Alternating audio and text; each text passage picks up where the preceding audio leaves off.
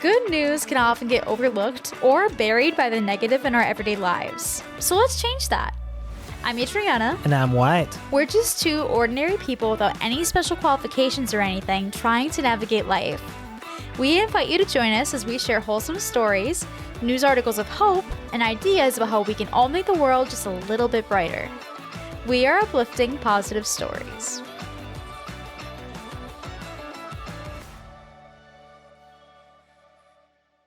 Welcome back to another episode of Uplifting Positive Stories. Thanks for joining us, everybody. Hope everybody's doing well, including ourselves, because we actually recording this several weeks in advance. We're trying to get ahead of them right now. As our wedding season gets quite crazy. As this episode drops, we have just wrapped up our May wedding stretch before our quick reprieve into the next stretch, if I'm doing the math correctly in my head. So hopefully we're doing okay. I'm sure we'll be doing great. Check on your wedding business friends at this point and see how they're doing. Yes, May and June is when it starts getting really busy. So really check on them in September. Yeah, fall is busy. But yeah, well, today's episode is going to be really fun. It's another episode similar. We've done one of these before. This is part 2 of Faith and Humanity. So these are all miscellaneous stories that I've found that didn't quite fit any particular theme, but I still felt were really worth sharing because they just make your view of the world just that more positive, that there are so many good acts happening every day that are just so sweet and are just uplift your day when you hear about them. So yeah. Do you think they can be part of the kindness revolution? Kindness revolution? I agree. Yes, I think so. Okay. Yeah, so we're going to dive right in. Today's first story comes from the subreddit Random Acts of Kindness, and it is titled, My Act of Kindness Brought Back Memories of My Mother. Here we go. Okay, hopefully good ones. I imagine so. It's that kind of podcast. My local supermarket often highly discounts flowers that are just past their prime. When I have the spare money, I like to buy some and hand them out to strangers in the parking lot. People are always surprised, and I love seeing their smiles. Today topped them all. I saw a glass vase with a beautiful arrangement that was marked down to $12, so I bought it to give away to someone really special. I walked around for a while, but I didn't see anyone who I thought was the right person. So I sat outside the doors of the market, watching people leave, waiting for just the right person to gift the flowers to. Finally, along came an elderly woman with a cane and her daughter helping her. A car pulled up to load them up, and I heard the daughter say to her mom, "Your chariot awaits," as she opened the door and began to help her get into the car. I decided she was the one, and I stepped forward and told the mom that every princess with a chariot should have beautiful flowers, and I showed them to her. Her smile was radiant. I handed them to her daughter to hold as the vase and flowers were too heavy for the mom. There were 3 other girls in the car. They were all shocked that a stranger would give their mom a gift. The mom proudly introduced all of her visiting girls, and they all showed such gratitude. One pulled me aside, deeply thanked me, and told me that her mom has Alzheimer's. She gets hyper-focused on flowers, and they must be real flowers. Fake ones wouldn't do. So they were all stunned that a stranger would appear with such a beautiful bouquet, just like their mom would have chosen. I told her that my mom had Alzheimer's too. Oh, wow. That I understand how hard it can be, and I'm glad I could make their days a bit better. We hugged and cried a little bit before saying our goodbyes. I got quite emotional on my way home, and I realized that it felt like I'd done something that my mom would have been very proud of. God works in mysterious ways. What are the odds? Right? Yeah. Dang. Isn't that cool? Yeah, I don't know how you... Well, I don't know what the odds are on that, but it's got to be insane. Yeah, right? That's incredible. So, yeah. Just super sweet. And yeah. What a nice thing to do in general, even if there what wasn't... a cool idea, even right? without the levels of coincidence and whoa, perfect timing and such. Yeah, just this, I mean, it's just, again, creative ideas. Like, okay, well, I know the store discounts flowers that are normally super expensive to super cheap. So handing them out to strangers to brighten their day. What a cool idea. It's just out of the box ways to brighten someone's day that I would have never considered. Like, I would have never thought about that, oh yeah, I suppose they probably do mark down flowers in the grocery stores that are past their prime quite significant. I've never checked because I don't usually buy flowers because they're expensive, you know? So. And they die fast, at least for and us I don't have a green thumb. I wish I did, but I don't. We kill everything we touch. That's a plant. But I love them. They're we beautiful. do love them. Yeah. Listen, quoting Marvel, going off of last week, a thing isn't beautiful because it lasts. Oh my God. But yeah, Anyways. so I thought that was really cool. Moving on to our next story. This next one comes from the subreddit Benign Existence, and it is titled, The Man at the Gas Station Saves Me a Cherry Coke Zero. Okay. Here we go. Every Thursday, I, a young teenage trans guy, stops for gas at the same gas station by my school at the same time after band practice. I always buy a cherry Coca-Cola Zero and some small snack and put $40 on pump 4. A few months ago, I came in and there was no Cherry Coke Zero. The older man who works there remembered what I always get and saw that I was mildly upset. The next time I came in, he reaches under the counter and pulls out a cold Cherry Coke. He tells me that he saved it for me since there wasn't one last time. Now, every time I stop for gas and my Thursday treat, he has saved me a Cherry Coke. Sometimes, if they get a new snack, he'll put it with the Coke and recommend it to me for that day. We don't know each other's name, but if he ever needed something from me, I'd do it in a heartbeat. It's the little things, just the thoughtfulness of The that. unsung heroes of customer service. Yes, You know, exactly. teachers and customer service workers. Yes, the thoughtfulness. The extra care. We like our regulars in customer service. Yeah, The nice ones. going the extra mile. It sounds like it was a good positive relationship there. Yeah, I remember it's little things, but I remember when we were kids, they had $5 movies at our local movie theater on Rip. Tuesdays. Yeah, well, it's $6, so not that much more, but Partial still. rip. So my parents would do is they would always get a large cherry Pepsi, and then it comes with a free refill. So they would get some plastic cups, little courtesy cups that were tiny.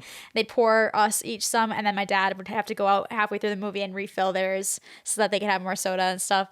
And then we'd refill our little courtesy cups during the movie. And yeah, it was just a lot. And we did this every Tuesday because we would just go find a movie we wanted to see as a family. We'd go see a $5 Tuesday movie and get the pop and free popcorn or whatever. And so anyways, after a little bit of doing this every Tuesday, the workers figured out that's what we were doing because they'd see my dad come out to get the refill. And so then they were like, we can just fill up the courtesy cups with the soda and with ice and stuff, so you're ready to go and you don't have to be pouring it and stuff and coming back out midway through the movie. And so they would just do that every Tuesday. They'd see us coming up in line and they would have them ready for us and pour it out, get us the little sodas and stuff. And it was such a little thing, but it saved my dad the extra trip for having to leave the theater. And it was just super thoughtful and sweet. And it just meant we were like, oh, the workers here are so nice and thoughtful. They didn't need to do that. I mean, maybe saves them time as well. They have downtime. It saves them extra interaction later, potentially. That's fair. Yeah. I don't know. But yeah, it's But also, just he little could things. not come and then Yeah. what do you do with these cups? I guess I can drink them, I guess. Yeah. So I just thought that was really cool. And it's just little things, little thoughtful things that you can do that, don't cost you anything, but, just thoughtfulness. So our next story here comes from that same thread, Benign Existence, and it is titled, Young Library User Brought Me an Ice Cream During a Long Shift. Here we go. Okay. I was in the back office during an unexpected double shift after a long, exhausting double shift the previous day, and really wasn't in a good mood when somebody knocked on the office door. Double shifts are rough. Yeah. Grumpy and expecting it to be another patron asking me to be serviced during self-service hours, I opened the door to one of our young regulars. He informed me both of a malfunction of the security gate and that he'd brought me an ice cream from the shop across the library because we haven't seen each other in a while. It felt like being hit in the chest by a truck in the best way possible. This boy has been coming to the library a lot during the summer with an older boy. They are both in foster care in a shared flat nearby and come around to play video games on the computer. I was initially pretty annoyed with the little one because he's not very good at regulating his voice, and I'm chronically bad at filtering out noises. But later, realized that he's a lot like me when I was little, and how much other people's annoyance over things I can't help have shaped me negatively. It helped to change my perspective, and we've become buddies since. I keep an eye on him, taking breaks between the computer games, and get him a glass of water when he forgets his water bottle. I ask him about his school and projects, just generally trying to be the kind of person I needed at that age. There wasn't any expectation about being paid back for this in any way. The kid is 10, and he needs someone to see him as something other than a nuisance. He once called himself that, and I'm more than happy to give him that. I hadn't expected he'd come up, too, saving an awful day with this kind of gesture by buying us ice cream cones from his own pocket money. I broke the no food rule and sat down with him in the library to have the ice cream and catch up. This will stay with me forever. It reminded me why I love my job, even though it's been tough these last 2 years. P.S. I'm sorry about the long post and explanation. It felt necessary to explain the impact. Yeah. Sometimes rules like that should. There's a time to. Cause you imagine, like, you know, here I got this from. Oh, I'm sorry, I have a rule that says I can't have food though. Like, So sorry. can't do that. This Yeah. like foster kid that's like Went out of their way to get you ice cream. spent what little money they maybe have that's theirs, Yeah. and like gifted it to you. Like you can't give that back. Exactly. You have to do it. It's an You got obligation. to. Yeah. So, but yeah, super cool. And I loved the part about, you know, reframing that person's mind in terms of viewing them as a nuisance instead of being like, hey, I actually was like that as a kid.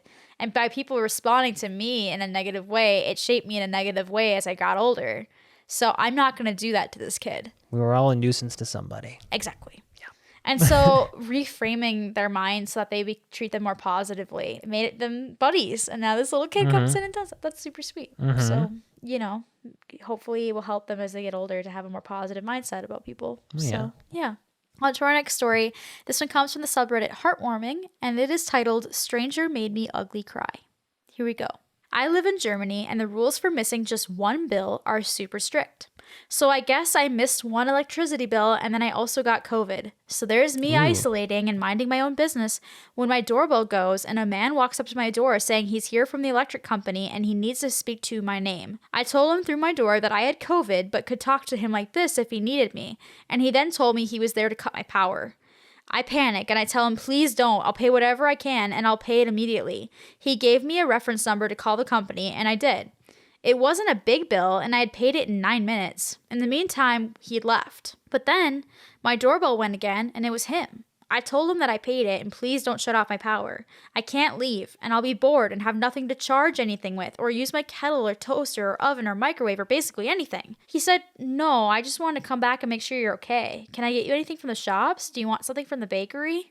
I just collapsed in tears. This man made sure I didn't get my power cut, even though that's his job, and then came back to assist me even further. I love him. Thank you to the kind German man who made my year. Well, I imagine it's a job he doesn't enjoy doing. I don't think you find joy. It's like being a repo person. Exactly. Kind of. Not quite to that level, but you know, like, no one's gonna be happy to see you ever, and like that can't make you feel good to have to cut off people's power and stuff. Exactly. Yeah, and you know, clearly he was also a mistake, and obviously he said he had COVID too. So the fact that he thought like, okay, he might need something from the stores and stuff, I can go pick something up for him. Yeah, just super, super kind. Yeah, very neat. Man, that's hard. Like you miss one bill and they just go straight to cutting it off. That's a bit that's extreme. Really scary. Yeah, geez. Things happen sometimes. Things get lost in the mail. But yeah, nice to see that despite that being like their policy, that this person did not necessarily adhere to the policy. That's really cool. Well, it's just like having the ice cream with the kid. Sometimes rules gotta be broken. Exactly. Human different levels of rules. Need and intensity here. Exactly. Exactly. All right, on to our next one, which is also from the subreddit Heartwarming, and it is titled, I Sent a Letter to 145 People. Here we go. Okay, what was the letter? We'll see. This story has really given me hope in humanity and good people. My fiance and I live in Southern California, and up until his grandma died in 2020, they were super close. They went on a little date every weekend, going to foreign films or trying new restaurants or art exhibits. They drank Chardonnay and she smoked cigarettes, and they just hung out and talked about life and politics and were very close. She passed away about 3 weeks into us dating, so I never got to meet her. But he always tells me how much she would have loved me. She was a tiny old woman in a massive house in a super fancy neighborhood with its own private beach. Oh, wow. When she passed, the last thing she told him was, get married and have babies, which was super random because my fiance never even wanted to get married or have kids until 2024. Anyways, when his parents and uncles and aunts sold her massive fancy house, we kept the key to her private neighborhood beach. We are both big beach people, so we have spent countless days there, swimming, snorkeling, and taking our dog to run around. We even had our third date there. Beaches in Orange County get really, really crowded in the summer, so having a place with free parking that no one comes to is golden. This past summer, he proposed there, and it felt so right. Neither of us make a lot of money, but we are hard workers and volunteer a lot in our community. We figured it would make sense to just get married on the beach. We reached out to the neighborhood HOA, sharing our story and why the beach means so much, but they still shut it down so quickly. HOAs are rough sometimes. Yeah. Homeowners only can reserve the beach, and they would likely shut us down if we tried, which does make sense, and truly we should not even still have a key. Without having a better option for a ceremony location, I started brainstorming. We were literally considering getting married in a random park. I came up with a crazy idea to write a letter and send it through the mail to each person in the neighborhood. I wasn't going to drop them off or bother anyone. I just wanted to give it one last shot. Initially, my fiance thought it was a bad idea. He said people could get really upset. I even told some friends and I could feel the judgment. Mind you, these houses in this neighborhood are crazy. $8 to $50 million houses. And we just rent a tiny 1-bedroom condo in the city over that doesn't border the beach. Oh, wow. But we are good people, and I thought maybe it had a 15 to 20% chance of someone who's like my fiance's grandma who would see and sponsor our event. I got to work, I went on Google Maps, and I wrote down every address in an Excel doc, bought the envelopes and stamps. My fiance and I crafted a beautiful letter explaining our story and included some engagement photos from the beach. We professionally printed it and addressed each by hand, but all in all, it still cost about $200 to send the letters. It has been 4 days since I sent the letters, and let me tell you, the absolute outpouring of love from the community has been amazing. So far, 7 people have called, texted, or emailed us offering to sign, offering to take us to dinner, offering to host a rehearsal dinner or wedding reception at their fancy houses. All different types of people. Some told us stories of my fiance's grandma or how they themselves were proposed to on that same beach. It is unreal. The stories and the love for us has made me cry on more than one occasion. Since many of these people are older and likely spending a lot of time on their own, we have decided to invite them all to the wedding. Oh, wow. And we'll have a table with just people from the neighborhood at the reception so that they can meet each other and strengthen their own little community. Okay, now I'm tearing up again. I wasn't sure where to share this story. I'm a bit more private on social media, but someone had to know about this really sweet saga. Yeah. That's cute. Yeah. I'm not sure what the downside, besides obviously, I feel like the major downside of sending the letters is like the money invested into it. $200. But in terms of like people like being weird, people being mad, they can just throw them away. Right. What's the worst that's gonna happen? They can recycle them. Why would you get I guess they could angry try to like about report to them. But I don't know why they would. They did it legally. It's not like they. Yeah, it's not like they're like door They knocking, actually mailed them out. You know. Yeah. I don't know. It sounded like they did it the right way. And they, it's also people that supposedly knew his grandma. So like they have that connection there too, or she used to be their neighbor, and they're reaching out and be like, hey, we used to go to this beach because his grandma lived here, like, I don't know. It's not like it's just some random beach that they're reaching out to because they like the beach. It has some emotional sentiment to it as well. Mm-hmm. So yeah, I just thought that was really cool and just neat that these people were so willing to let them host a reception at their house. Like, that's crazy. Mm-hmm. That's a lot. Hosting a reception at your house, even if it is a mansion, that's a lot to take on. I guess you don't know how often, they socialize outside of their direct circle. So maybe it's like, people, let's go. Yeah, let's go. Party, let's do it. Yeah, why not? If they have the means, I guess, then yeah, that could be really cool.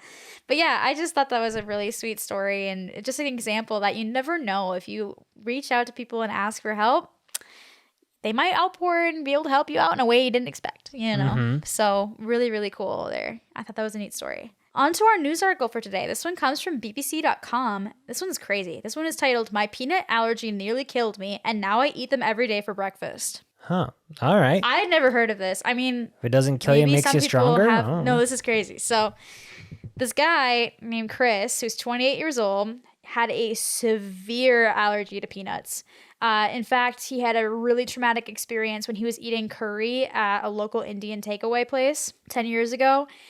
To quote him, he said, within seconds, there were spots on my lips. Within minutes, I was vomiting. I could feel my throat closing up, hives forming in my armpits, then over my whole body, my face going all puffy with the swelling. I thought I was going to die. And he ended up in the hospital with like blisters everywhere. Allergies are scary, man. Really scary, like incredibly bad allergy to it. He has like avoided traveling and stuff because so many dishes and many other countries have trace amounts of peanuts and stuff in them. It's really hard to avoid it. So he hasn't really traveled much because of that experience. It was really traumatic. Yeah, and so millions of other adults have this severe allergic reaction to peanuts specifically. So it's a really hard one to avoid because it's in so many things and it's out in public a lot in general.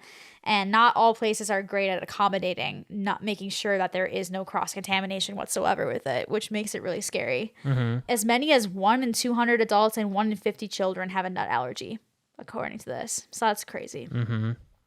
So they started this clinical trial at Guy's and St. Thomas's NHS Foundation Trust and King's College London that really has changed Chris's life.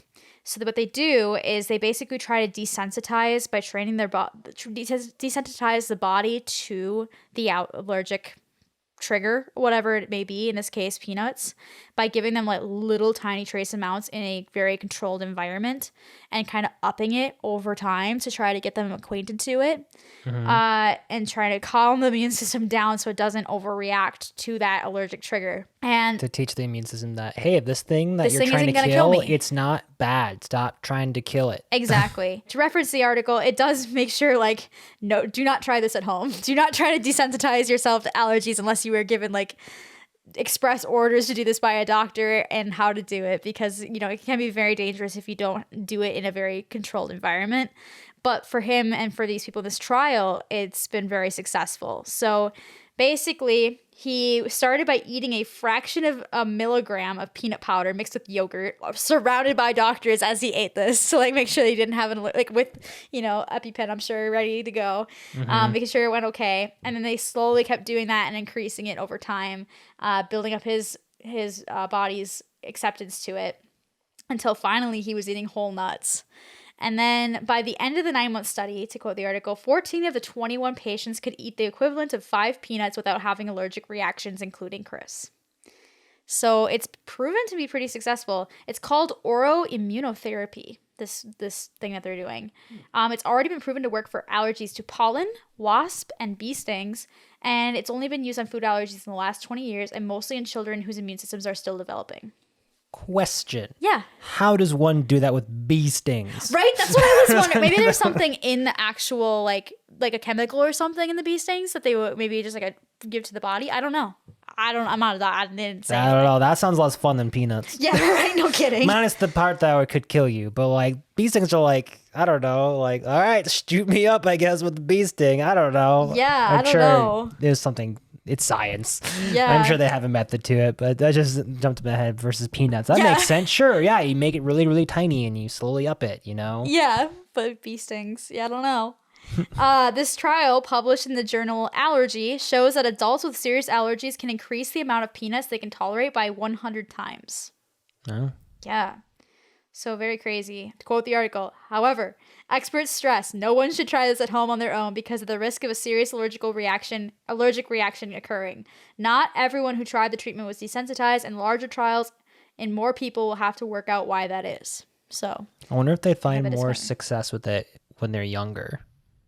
that's what they said. They said it's a lot easier with kids Yeah. than it is with adults because your immune system is still forming when you're a kid versus it's already formed when you're an adult. And so trying to rewire it is a lot harder, I guess. It's more successful in kids. Well, they're saying that there's things out there about like to things you can do or have your kid eat when they're like a baby and stuff to kind of help them avoid having allergies form at all. Yeah. I haven't done that full pretty sure- investigation to that yet, but I'm pretty sure in this article, it's a very long article. I'm pretty sure they mentioned that exposures to common allergic triggers when kids are very little is very helpful in preventing that allergic reaction from developing because the body's being trained then that it's safe as their immune system is developing. But yeah, like you said, like that Shark Tank thing, there was like baby foods that have those triggers in them so that it gets kids acquainted to it at a young age so that as they get older, their body's already used to it. It's super weird. not super sponsored interesting. all, by the way. It's No, just thing we saw just in Shark Tank interesting. once, like forever ago. I don't remember what the name of the company was. I But it's don't like, either. oh, We're gonna have to look interesting. into it at some point, Something to though. look into when we have kids at some point. Yeah, super interesting. But yeah, Chris now eats 4 peanuts every morning with his breakfast granola to keep his allergy at bay, as recommended by doctors. The funny part is that he doesn't even like the taste of peanuts. He's like, I don't really like this, but I have to eat this my to guy. make sure that I don't have this allergic reaction anymore. Wait, was it a guy or a girl? Guy. My guy. Wait until you have it in the butter form. Peanut butter. Peanut butter. Listen, peanut, they're fine. But peanut butter. You do love peanut. I mean, I love it too. Yeah. It's so good. True. But yeah, true. Super interesting though. Again, more advances in medical findings, which could severely impact people's lives. So that's really, really, I don't know, uplifting to hear. Yeah. So, yeah. It's nice to hear a treatment that doesn't involve like a bunch of drugs or something. Yeah, you know? just- like it makes sense. Yeah, it's just a natural way of kind of rewiring the body. And like we just had news article in our last episode about rewiring the autoimmune diseases so that white blood cells, are trained to not attack their own white blood cells and stuff like that. So it's just cool that doctors are finding ways to be able to retrain the body into a better way so that it's not like being crazy, having crazy reactions to things or attacking itself or whatever it may be, retraining the body. I don't know. I just think that's so interesting. So, yeah. With that, we will end today's podcast episode. Thanks for joining us. Next week's episode is called Simple Acts, Huge Impacts. And so we're going to talk about how little tiny things can make a huge impact on somebody in ways that you wouldn't expect. So it's going to be a very fun episode. If you have any positive stories that you would like us to spread to the masses, please send them to us at upliftingpositivestories@gmail.com, or you can post them on our subreddit, which is Uplift Positive Stories. And if you're watching on YouTube, please hit that like and subscribe button and leave a comment. Please share it around. That'd be awesome. Thanks so much for joining us, and we hope that you'll tune in next week. And stay positive.